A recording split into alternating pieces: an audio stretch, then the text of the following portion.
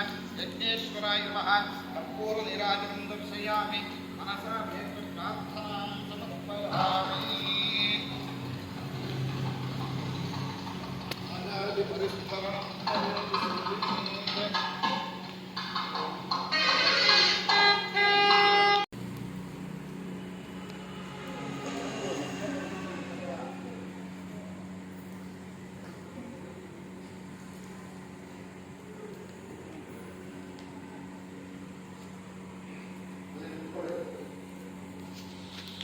नमः आ हवनीयाय महावेद्ये नमो नमः कांडद्वय उपाध्याय अच्युत गोविंद माधव अनंत केशव कृष्ण विष्णु ऋषिकेश वासुदेव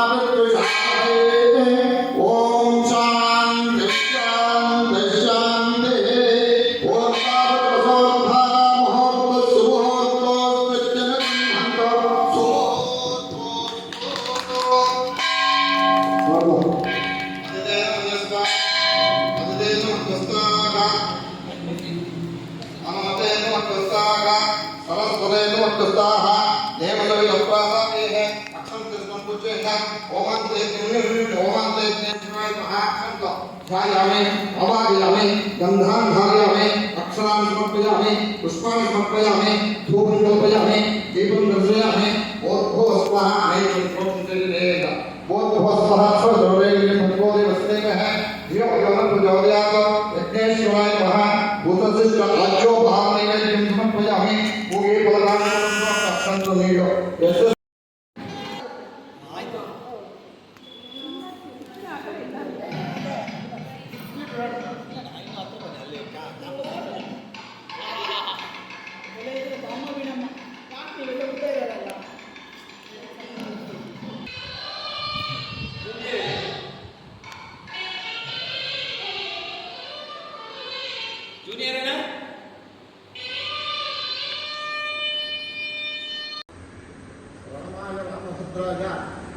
रामचंद्राय वेदसे रघुनाथाय नाथाय सीताय पतये नमः आत्मीयರೇ ಈ ದಿನ ವಿಶೇಷವಾಗಿರ್ತಕ್ಕಂತಹ ದಿನ ಶ್ರೀರಾಮನ ಜನ್ಮದಿನೋತ್ಸವದ ಪ್ರಯುಕ್ತ ಶ್ರೀ ಸದ್ಗುರು ಸಾಯಿನಾಥ ಕ್ಷೇತ್ರದಲ್ಲಿ ಬೆಳಗ್ಗೆ 7 ಗಂಟೆಯಿಂದಲೂ ಸಹ ಸ್ವಾಮಿಯವರಿಗೆ ಲಘುನ್ಯಾಸಪೂರ್ವಕ ಏಕವಾರ ರುದ್ರಾಭಿಷೇಕ ನಂತರ ಅಷ್ಟೋತ್ತರ ಪೂಜೆ ಇತ್ಯಾದಿಗಳನ್ನು ಮುಗಿಸಿ ನಂತರ ಶ್ರೀ ಸೀತಾರಾಮ ಲಕ್ಷ್ಮಣ ಧನಸಂಸ್ಕೃತ ಹನುಮತ್ಸವ ಪಟ್ಟಾಭಿರಾಮಚಂದ್ರರ ಒಂದು ಪ್ರತಿಷ್ಠಾಪನೆಯನ್ನು ಮಾಡಿ ಅಲ್ಲಿ ವಿಧಿಪೂರ್ವಕವಾಗಿ ಎಲ್ಲ ಪೂಜಾ ವಿಧಾನಗಳನ್ನು ಮುಗಿಸಿ ನಂತರ ಈಗ ಮಹಾನ್ ಆದಿತ್ಯಾದಿ ನವಗ್ರಹ ಪುರಸ್ಸರ ಶ್ರೀ ರಾಮತಾರಕ ಹೋಮ ಮೃತ್ಯುಂಜಯ ಹೋಮ ಇತ್ಯಾದಿ ಹೋಮಗಳ ನಂತರ ಪೂರ್ಣಾಹುತಿಯನ್ನು ಮುಗಿಸಿ ಈ ಒಂದು ಭಗವತ್ ಕಾರ್ಯದಲ್ಲಿ ಈಗ ಮಹಾಮಂಗಳಾರತಿಯ ಹಂತಕ್ಕೆ ಬಂದಿದ್ದೇವೆ. ಆತ್ಮೀಯರೇ, ಈ ಒಂದು ಕ್ಷೇತ್ರದಲ್ಲಿ ನಡೀತಾ ಇರತಕ್ಕಂಥ ಎಲ್ಲ ಕೆಲಸಗಳು ಸಹ ಲೋಕ ಕಲ್ಯಾಣಾರ್ಥವಾಗಿ ಮಾಡ್ತಕ್ಕಂತಹ ಕೆಲಸಗಳು.